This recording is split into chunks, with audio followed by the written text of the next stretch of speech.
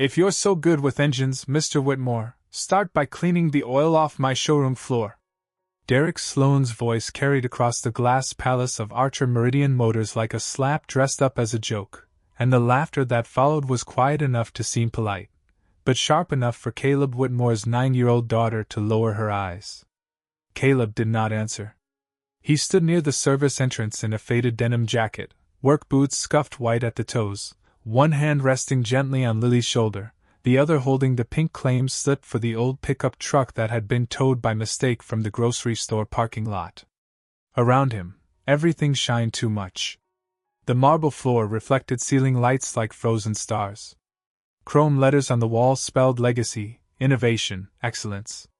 Men in tailored suits whispered beside a midnight blue prototype surrounded by velvet ropes, a car worth more than every house on Caleb's street put together. It was called the Archer Meridian, the machine that was supposed to save the company, the engine that had to roar for investors by morning. But right now, it sat silent under the white showroom lights, hood raised, wires exposed, 12 exhausted technicians standing around it like doctors who had run out of prayers. "Daddy," Lily whispered, clutching her backpack strap. "Can we just get the truck and go?" Caleb looked down at her and gave the smallest smile. "Soon, sweetheart." Derek stepped closer, his polished shoes clicking against the floor. "Your truck is in impound storage until you pay the fees. This is not a charity garage." A few employees looked away. One young mechanic swallowed hard. Then from the far side of the room came the sound of heels, steady and controlled. Madeline Grace Archer walked into the circle of light wearing a white blazer, her blonde hair pinned neatly back, her face calm in the way people look calm when the whole world is watching them fall apart. "What is going on?" she asked. Derek straightened. "Just a tow dispute, Ms. Archer. Nothing important." Caleb's eyes shifted past her, past Derek, to the dead prototype. "Try it again," he said softly. Derek blinked. "Excuse me?" Caleb nodded toward the car. "The engine. Try it again." The room tightened. Someone laughed under his breath. Madeline studied the man in the oil-stained jacket, then gave a small nod to the lead technician. The starter turned for less than 2 seconds, coughing dry, catching once, then dying with a hollow metallic tremor that seemed to fade into the marble. Caleb's expression changed. Not pride. Not excitement. Recognition. He stepped half an inch closer, listening to the silence after the sound. "That engine isn't dead," he said. Derek smirked. "And I suppose the man who can't afford a tow fee knows what 12 certified specialists missed." Caleb looked at him, quiet as winter. "Yes." The laughter stopped before anyone meant for it to. Lily lifted her head. Madeline's eyes narrowed, not with anger now, but with fear and curiosity standing side by side. Caleb glanced once at the prototype, then at the diagnostic tablet lying dark on the fender. "Someone didn't break it by accident," he said. "Someone made it sound broken on purpose." Madeline did not speak at first, and that silence made the showroom feel colder than the air conditioning blowing through the vents above the glass ceiling. She looked at Caleb Whitmore as if trying to decide whether he was a nuisance, a coincidence, or the first honest sound she had heard all day. Derek recovered quickly, because men like Derek always mistook confidence for truth. "Ms. Archer, this man is here because his truck was impounded," he said, forcing a small laugh. "He is upset, embarrassed, and now apparently diagnosing a prototype he has never touched." Caleb lowered his eyes to Lily, whose fingers had tightened around his sleeve. "We are not here to cause trouble," he said. "We came for our truck. Then pay the $380 in storage and release fees." Derek snapped. Lily's face flushed, and Caleb felt it before he saw it, the quiet shame a child should never have to carry for a parent. He reached into his wallet, already knowing what was inside: $17, a folded grocery receipt, and a photo of Lily from second grade with 2 missing front teeth and a smile too big for the frame. Madeline saw the wallet. She saw the hesitation. She saw the way Caleb closed it again without making an excuse. For a moment, The polished world of Archer Meridian Motors had nothing to say to a man who was poor with dignity. "That truck was towed from Westbrook Market," Caleb said evenly. "I was inside buying soup and cough medicine. The parking signs were blocked by your delivery trailer." Derek waved a hand. "Our drivers followed procedure. Procedure is what people hide behind when they do not want responsibility," Caleb replied. The words were quiet, but they landed. A technician near the prototype looked down at his shoes. Madeline turned slightly toward Derek. "Is that true?" Derek's jaw tightened. "There may have been a temporary obstruction, but that has nothing to do with the Meridian." Caleb looked again at the car, not with hunger, not with envy, but with the ache of someone hearing an old song played wrong. "No," he said. "But the same kind of thinking does." Madeline's expression sharpened. Outside, December rain traced silver lines down the showroom windows, blurring the parking lot lights into soft halos. Inside, the scent of leather, floor polish, and warm electrical wiring hung beneath the sterile brightness. Lily shifted closer to her father. "Daddy, please," she whispered. "It is okay," Caleb murmured. "It is not okay," Madeline said, surprising even herself. Derek turned. "Ms. Archer?" She ignored him and faced Caleb. "You said it was done on purpose. Explain that." Caleb glanced at the ring of engineers, the investors' display banners, the dead machine waiting under glass in expectation. "Not here," he said. "Too many people are listening for the wrong reason." Derek laughed once. "That is convenient." Caleb met his eyes, calm and tired. "No. Convenient would have been walking out." Madeline took one slow breath. The company her father built was 12 hours from humiliation, and a single dad in worn boots had just spoken with more certainty than everyone on her payroll. "Bring him to the service bay," she said. Derek's smile vanished. "You cannot be serious." Madeline did not look away from Caleb. "I am not asking him to save my company," she said. "I am asking him to tell me why my engine sounds afraid." The service bay doors rolled open with a low mechanical hum, and the prototype was pushed inside beneath a row of fluorescent lights that made every scratch, every fingerprint, every anxious face look too honest. Caleb walked beside it without touching the paint, Lily close behind him, Madeline a few steps away, and Derek trailing like a man watching someone step onto ground he believed he owned. The bay was spotless, almost too spotless for real work, with red tool cabinets lined against the wall and computer stations glowing blue beside diagnostic carts. Caleb looked around once. "Who has been inside the control system?" he asked. Derek crossed his arms. "Our certified senior team. People with degrees, manufacturer credentials, and security clearance." Caleb nodded slowly. "Then one of them should know why the fuel map is fighting the ignition timing." The lead engineer, a tired man named Russell Avery, looked up sharply. "You cannot know that from a sound." Caleb turned toward him. "Not from the sound. From what came after it." The bay grew quiet. Madeline stepped closer to the car, her reflection pale in the windshield. She had spent the last 6 months selling investors a promise: American engineering, family legacy, a performance engine built for the future without forgetting the past. Her father's picture hung in the executive hall upstairs, smiling beside the first Archer sedan from 1978. By tomorrow morning, if the Meridian failed to start, that photograph would become a museum piece inside a company someone else owned. "Russell," Madeline said, "show him the latest diagnostic report." Derek immediately moved between them. "With respect, that information is proprietary." Caleb gave a faint, humorless smile. "So is failure, if you protect it long enough." Lily looked at her father, and for the first time that night, there was pride in her eyes instead of worry. Russell hesitated, then handed Caleb the tablet. Caleb did not swipe quickly like a man trying to impress anyone. He read slowly. He studied the error logs, the sensor history, the last successful start sequence, and the failed attempts after the software patch.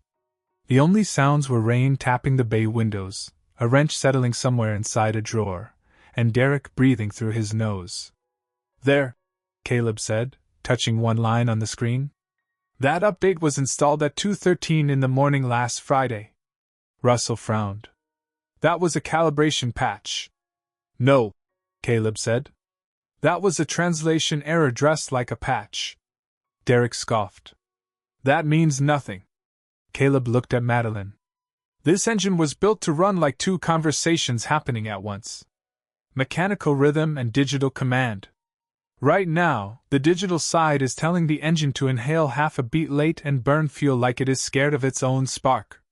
Madeline's face tightened, because beneath the plain language, she understood enough to hear danger.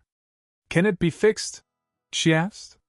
Caleb looked at the prototype, then at Lily, then at the clock above the parts counter.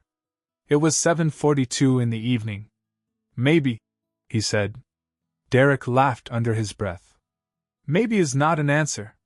Caleb handed the tablet back and finally placed his palm on the edge of the open hood, gentle as prayer. "Maybe is the only honest answer left in this room." Madeline stood still for one long moment, with her company, her father's name, and every mistake she had trusted to other people pressing down on her shoulders. Then she removed her badge from her blazer and placed it on the workbench beside Caleb. "You have until 6 in the morning," she said. "Whatever you need, ask Russell." Derek's face went pale with anger, but Caleb did not look at him. He only turned to Lily and softened his voice. "Looks like we are staying a little longer, sweetheart." Lily hugged her backpack and nodded. "Then fix it, Daddy." Caleb looked back at the silent machine, and something old moved behind his eyes. "I will listen first," he said. "Then we will see if it still wants to live." By 8:19 that evening, the dealership had changed from a palace of glass into something quieter, almost sacred, as if the building itself knew that pride had failed and patience had been invited in. Caleb removed his jacket and hung it over the back of a chair, then rolled up the sleeves of his blue work shirt. His hands were rough, marked by years of real engines, real bills, and real mornings that began before sunrise. Lily sat on the leather sofa inside Madeline's office with a paper cup of hot chocolate Russell had found in the employee kitchen. Her sneakers did not reach the floor. Her backpack sat beside her like a loyal little guard. "Daddy," she called softly through the open office door. "Do you think Mom would be proud if she saw you fixing this one?" Caleb's hand froze over the diagnostic cable. The service bay lights hummed above him. Rain moved across the windows in thin silver lines. For a moment, the room did not hold a prototype, a chief executive officer, or a company near collapse. It held a memory. Emily Whitmore standing barefoot in their old garage in Ohio, wearing one of his flannel shirts, laughing as he sketched an engine design on the back of an overdue electric bill. She used to say that machines had manners if a person was humble enough to listen. She believed Caleb would help build something honest in a world addicted to shortcuts. Then came the accident on Route 41, the hospital hallway that smelled of antiseptic and burned coffee, the little girl asleep in a plastic chair, and the kind of grief that does not scream because it has to make breakfast the next morning. After Emily died, everything Caleb had built began to disappear. His position, his design credits, his savings, his name from the Meridian files. A man with a briefcase told him it was a misunderstanding. Another told him to be grateful for severance. Derek Sloan, younger then but already smooth as polished stone, had shaken his hand and looked him in the eye while history was being taken from him one page at a time. Caleb had not fought loudly. He had a daughter to raise. He had rent due. He had lunches to pack, fevers to watch, school forms to sign. Sometimes dignity looks like silence, but silence is not the same as surrender. "Yes," Caleb finally answered, his voice low. "Your mother would be proud that we stopped to help." Madeline, standing near the tool cabinet, heard the words and looked away before anyone could see what they did to her. She had spent years around men who performed generosity when cameras were near, but Caleb spoke of kindness like work, like duty, like something no one had to applaud for it to matter. Lily smiled faintly and pulled a notebook from her backpack. "Then I will draw it," she said. So we remember. Caleb nodded, then turned back to the engine. He connected the tablet, opened the corrupted logs, and began tracing the problem one line at a time. Russell watched over his shoulder, no longer amused, no longer skeptical. You have seen this architecture before, Russell said. Caleb did not look up. A long time ago. Madeline stepped closer. How long? Caleb's eyes remained on the screen, but the past had already entered the room. Long enough to know this engine was never supposed to be afraid of its own spark. Then he found the first hidden command, buried beneath a harmless calibration note, and the silence around him tightened like a breath held before dawn. By 11:43 that night, most of the dealership lights had been turned off, leaving only the service bay glowing like an island in a sea of dark glass. The rain had softened to a mist outside, and the parking lot shimmered under yellow lamps, empty except for employee cars and Caleb's old pickup still locked behind the fence. Inside, the Meridian sat with its panels open, not wounded, not defeated, but exposed. Caleb moved around it with quiet discipline, checking connectors, comparing voltage readings, and listening between each test like the machine might confess if he gave it enough respect. Madeline watched from a few feet away, her arms folded, her white blazer now draped over a chair, her perfect composure beginning to show small cracks of exhaustion. You read code like music, she said. Caleb did not look up. Music forgives you when you are late. Engines do not. Russell gave a tired laugh, then stopped when he realized Caleb was serious. On the office sofa, Lily had fallen asleep beneath her father's denim jacket, her notebook open on the cushion beside her. In blue pencil, she had drawn the car, the wires, the tablet, and her father standing under the hood like a man holding up the night. Madeline saw the drawing and felt something in her chest shift. She had grown up inside buildings like this, surrounded by people who measured worth in market share, patents, and stock options. Caleb's daughter measured worth in whether her father kept his promise. That was a heavier kind of success. Why did you leave engineering? Madeline asked quietly. Derek had gone upstairs nearly an hour before, claiming he needed to review investor documents, and for the first time the question could breathe without him poisoning it. Caleb paused just long enough for the past to pass behind his eyes. Because after my wife died, I needed work that ended when I turned the key off. Madeline softened. That is not the whole answer. No, Caleb said. But it is the part one can say without bitterness. The fluorescent lights buzzed above them. Somewhere in the building, a heating vent clicked and settled. Caleb leaned into the engine bay and pointed to a sequence on the tablet. Here. The ignition request is clean until the second layer opens. Then the fuel curve bends wrong by 3 degrees under load. Russell frowned. That is too specific to be a bad update. Exactly. Madeline stepped closer, close enough to see the reflection of the code in Caleb's eyes. So someone knew where to touch it. Caleb nodded. And where not to leave fingerprints. For a long moment, no one spoke. The kind of silence that followed was not empty. It had weight. It had truth gathering inside it. Madeline looked toward the dark stairwell where Derek had disappeared. Can you reverse it? Caleb wiped his hands with a shop towel, slowly, carefully. I can rebuild the timing map from the last good start, but I need the original Meridian baseline. Russell shook his head. Those files are archived upstairs. Old restricted engineering storage. We would need executive access. Madeline reached for her badge without hesitation. Then we get them. Caleb finally looked at her, really looked, and saw not the chief executive officer from the showroom, not the woman in polished heels, but a daughter trying to save her father's name from being sold in pieces. Madeline, he said, and the sound of her first name made her still. If we open those files, you may not like what you find. She held his gaze. I already do not like what I have lost. They walked upstairs through a hallway lined with framed photographs of engines, ribbon cuttings, and men shaking hands over machines other people had built. At the archive door, Madeline scanned her badge. The lock clicked. Inside, under the pale light, Rows of old project boxes waited in dust and silence. Caleb stopped before one labeled Meridian Phase 1.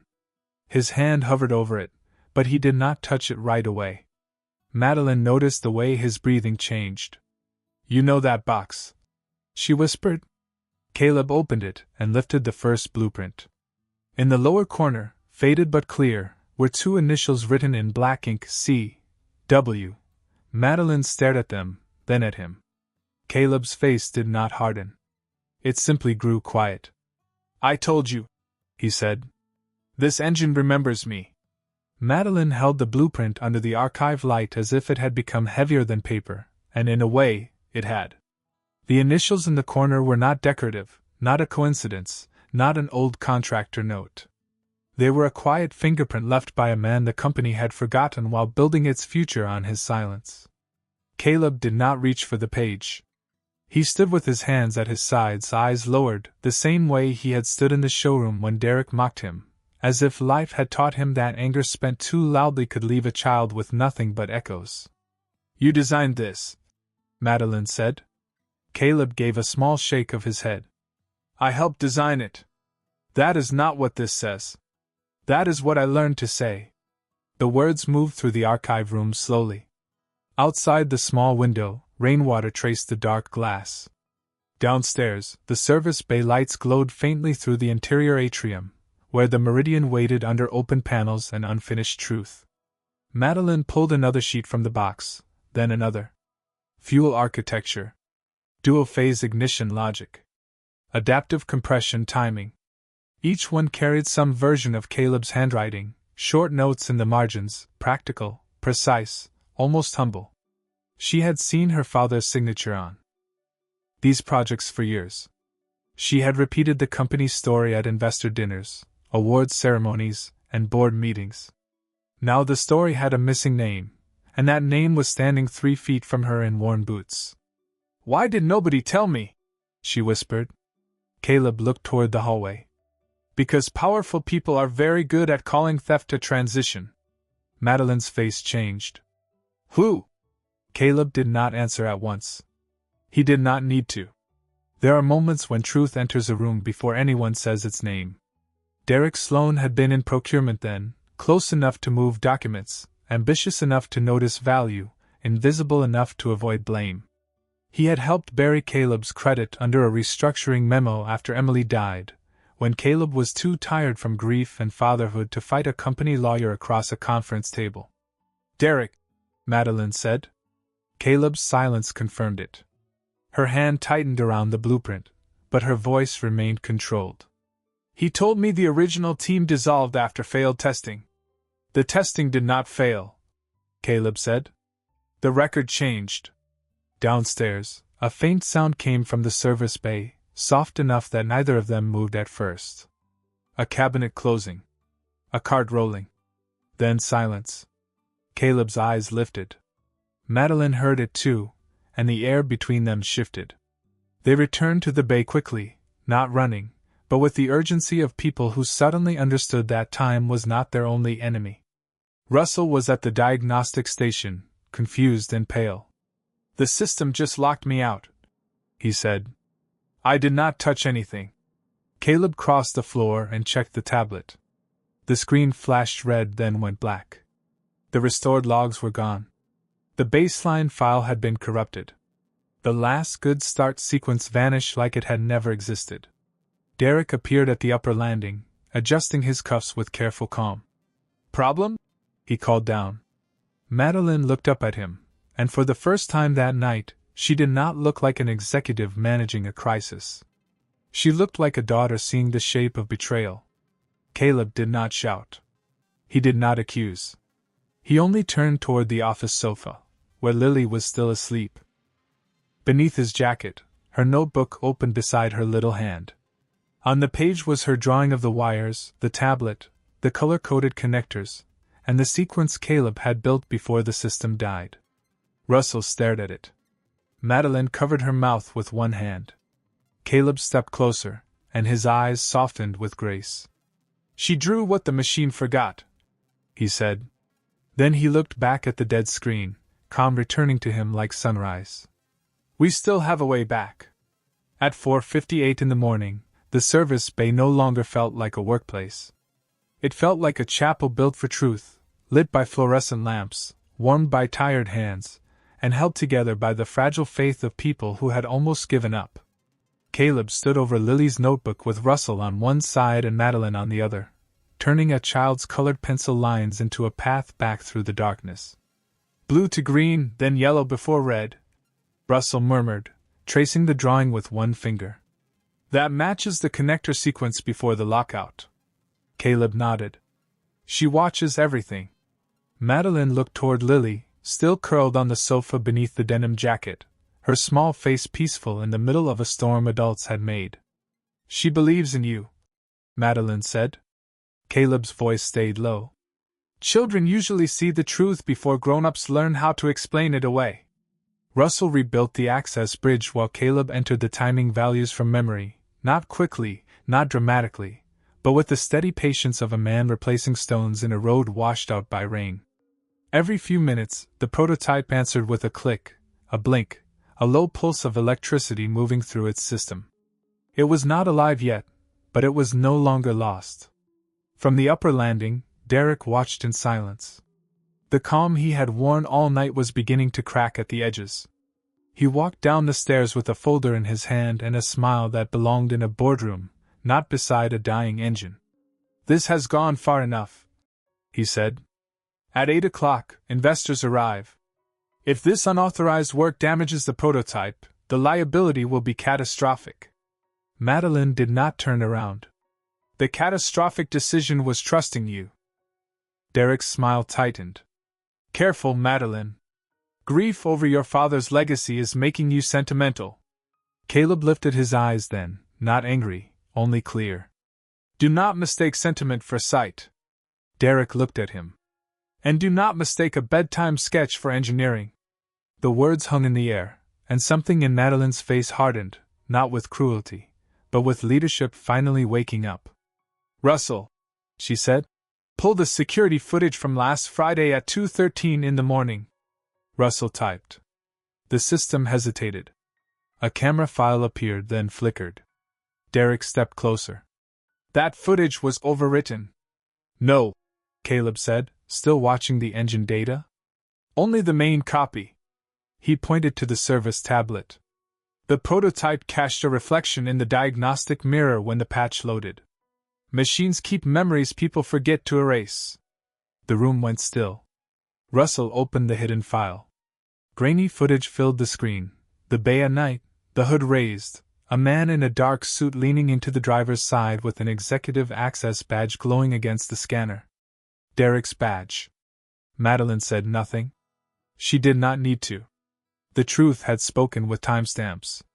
Derek's face lost color, then found anger, but no one moved toward him, and no one needed to. His power had been made of locked doors, missing files, and people too tired to question him. Now a child's drawing, a forgotten cache, and a quiet father had taken the door off its hinges. Caleb returned to the tablet. We have 37 minutes before sunrise hits the front glass, he said. If this engine starts, it needs to start clean. Madeline looked from the footage to Caleb. Can you do it? Caleb glanced at Lily, then at the initials on the blueprint resting near the toolbox. Not for revenge, he said. For the people whose names were left off the door. He entered the final sequence, and deep inside the meridian, a relay clicked like a small promise being kept. By 7:56 in the morning, the showroom had filled with people who did not know they were about to witness more than a product demonstration. Investors stood near the glass wall with paper coffee cups in hand. Reporters checked microphones. Employees whispered beneath the bright banners promising innovation, legacy, and tomorrow. The meridian had been rolled back to the center of the floor, polished under the lights, beautiful enough to hide how close it had come to becoming a coffin for a company's future. Caleb stood beside it in the same wrinkled shirt, his sleeves still rolled, his hands scrubbed but not clean, because some work leaves honest shadows in the skin. Lily stood near Madeline, holding her notebook against her chest like it was an important document, because in that room, it was. Derek Sloan tried one last time to take control. He stepped forward before Madeline could speak, smiling at the crowd with a calm that no longer reached his eyes. Ladies and gentlemen, we experienced a temporary technical irregularity overnight, and I strongly recommend postponing this demonstration until our certified team completes a full review. A murmur moved through the room. Madeline looked at him, then at Caleb. The old version of her might have chosen delay, caution, optics. The daughter of Arthur Archer chose truth. No, she said clearly. We start now. Derek's expression flickered. Madeline, this is reckless. She stepped past him. So was giving my trust to the wrong person. The room sharpened around those words. Caleb did not smile. Russell stood behind the diagnostic station, eyes fixed on the clean green line across the tablet. The final sequence was loaded. The corrupted patch was isolated. The baseline was restored from memory, from old blueprints, from a child's drawing, from the kind of quiet genius no title had protected. Madeline held out the key fob to Caleb. It should be you, she said. Caleb looked at the key, then at the crowd that had laughed at him less than 13 hours earlier. Men in suits who had not noticed his name tag now leaned forward. Technicians who had doubted him now held their breath. Derek stared as if the key itself had betrayed him. Caleb shook his head gently. No, he said. It should be the company that learns. He turned and placed the key in Madeline's hand. Your father built this place to make things worth trusting. Start it like you. Believe that again. Madeline's eyes brightened, but she did not let tears fall. Not yet. She opened the driver's door and sat behind the wheel. Lily moved closer to Caleb and slipped her small hand into his. The showroom became so quiet that the rainwater dripping from an awning outside could be heard between breaths. Madeline pressed the brake. The dashboard woke in a clean sweep of light. Derek whispered, "It will not hold." Caleb heard him, but did not answer. Some men argue because they fear silence. Caleb had learned to let truth do the speaking. Madeline pressed the start button. For 1 second, nothing happened. Then the engine turned once, deep and even. A second pulse followed. The Meridian came alive with a low, powerful sound that rolled through the marble floor and rose into the glass ceiling like thunder learning restraint. No sputter. No shake. No fear in the spark. Just rhythm, clean and certain. The investors froze. The reporters lowered their microphones. The employees stopped whispering. Derek's face emptied of every practiced expression he had brought into the room. And Caleb Whitmore, the single father with $17 in his wallet and oil still in the lines of his hands, stood beside his daughter while the machine he had once helped dream into existence finally said his name without words. The sound of the Meridian settled into a smooth idle, and for a few precious seconds, no one moved. It was not the loudness of the engine that silenced the room. It was the shame of recognition. People had laughed at a father because his boots were worn, because his truck was impounded, because his wallet was thin, and now the very machine they could not save was breathing because he had stayed through the night and listened when pride would not. Madeline stepped out of the car slowly, the key still in her hand, her eyes moving from the engine to Caleb, then to Lily. "Ladies and gentlemen," she said, her voice steady enough to carry through the showroom. "Before this company speaks about innovation again, it will speak the truth." Russell connected the tablet to the main display, and the screen above the showroom lit with the security cache, the corrupted patch records, the archived blueprint, and the initials that had waited years in the corner of a forgotten page. There was no shouting. There was no spectacle. Just evidence, clean and patient, doing what truth always does when finally given the room. Derek tried to speak, but the words failed him before they reached shape. Madeline looked at him with quiet disappointment. "Effective immediately, your access is revoked, your position is terminated, and the board will receive every file connected to this investigation." Security did not rush. No one made a scene. Derek simply handed over his badge, and the same glass doors he had once guarded for power opened for him without respect. When he left, the silence he had feared stayed behind. Then Madeline turned to Caleb. Your name belongs on this engine, she said. Caleb looked at the display, at the initials, at the employees now staring at him with the painful humility of people who had learned too late. My name was never the most important thing, he said. Lily squeezed his hand. It matters, Daddy. That broke him more than praise could have. His eyes filled, but his voice remained gentle. Madeline nodded. Then it will matter here. The Meridian program will be corrected today, publicly. And if you will accept it, I want you to lead the new engineering lab. A murmur moved through the room, not doubt this time, but awe. Caleb looked toward the window where morning had finally pushed through the rain. I will accept one condition, he said. Create a scholarship for kids who have more curiosity than money. Name it after my wife, Emily Whitmore. Madeline's face softened. Done. 6 weeks later, the old storage wing behind the dealership had been transformed into a bright workshop with clean benches, open tools, and a sign above the door that read Whitmore Engineering Lab. Beneath it, in smaller letters, was the Emily Whitmore Young Inventor Scholarship. Caleb stood outside with Lily as the first group of students arrived carrying notebooks, nervous smiles, and questions no one had laughed at yet. Madeline came to stand beside them, no longer distant, no longer hidden behind polish and pressure. Lily looked up at her father and whispered, They finally saw you. Caleb smiled, quiet and tired and whole in a way he had not felt for years. No, sweetheart, he said. They finally listened. And that was the miracle. Not the engine, not the title, not the glass building or the applause that came later. The miracle was that a man who had been erased did not become bitter, a father who had been mocked did not teach his daughter revenge, and a room full of powerful people learned that dignity does not need to raise its voice. It only needs one honest moment, one act of grace, one spark of truth, and the world grows silent enough to hear it.